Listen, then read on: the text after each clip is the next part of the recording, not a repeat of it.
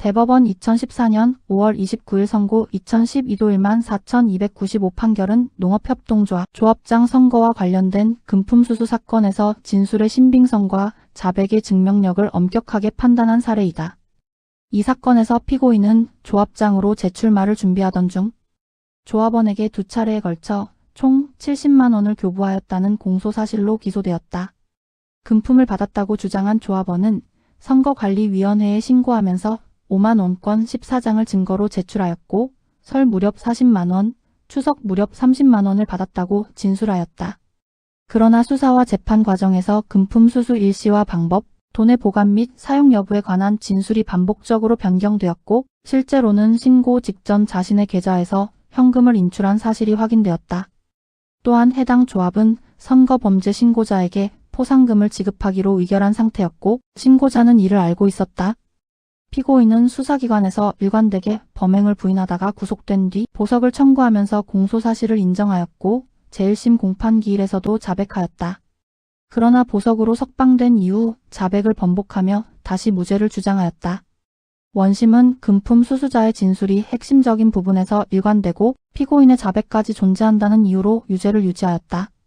이 사건의 핵심 쟁점은 객관적 물증이 없는 상황에서 일방의 진술만으로 유죄를 인정할 수 있는지 그리고 구속 상태에서 이루어진 자백의 신빙성을 어떻게 평가할 것인지에 있었다.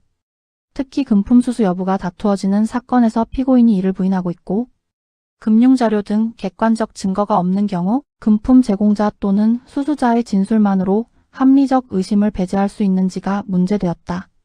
대법원은 먼저 금품 수수 사건에서 일방의 진술만으로 유죄를 인정하기 위해서는 그 진술이 증거 능력을 갖추었을 뿐 아니라 합리적 의심을 배제할 정도의 신빙성이 인정되어야 한다고 판시하였다.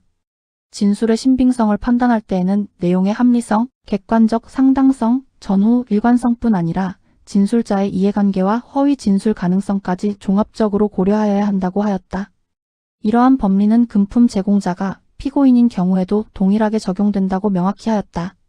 구체적으로 대법원은 신고자의 진술이 수수 일자와 방법에 관하여 반복적으로 번복되었고 통화 내역과 부합하지 않는 부분이 있으며 제출된 현금이 실제로는 신고자의 계좌에서 인출된 사실이 확인된 점, 포상금 제도를 알고 있었던 점 등을 종합하면 진술의 신빙성을 인정하기 어렵다고 판단하였다.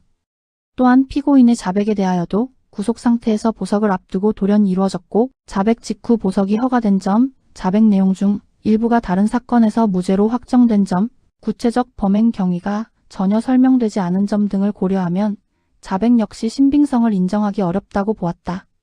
형사소송법 제307조 제2항에 따르면 범죄 사실은 합리적 의심을 배제할 정도의 증명에 의하여야 한다. 대법원은 이 사건에서 주요 증거인 진술과 자백이 모두 신빙성을 갖추지 못하였으므로 설령 피고인에게 범죄에 의심이 간다 하더라도 피고인의 이익으로 판단하여야 한다고 보았다. 그 결과 원심의 유죄 부분을 파기하고 환송하였다. 이 판결은 헌법상 무죄 추정 원칙과 적법 절차의 원리를 재확인한 결정으로 평가된다. 선거범죄와 같이 사회적 비난 가능성이 큰 사건이라고 하여 증명의 정도가 완화될 수 없으며 형벌권 행사는 어디까지나 엄격한 증명에 기초하여야 한다는 점을 분명히 하였다. 특히 진술 중심의 수사 구조에 대한 경계와 함께 자백 역시 그 동기와 경위를 면밀히 검토하지 않으면 증거로서의 가치를 인정할 수 없다는 점을 강조하였다. 형사법적으로 보더라도 이 판결은 자유심증주의의 한계를 분명히 한 사례이다.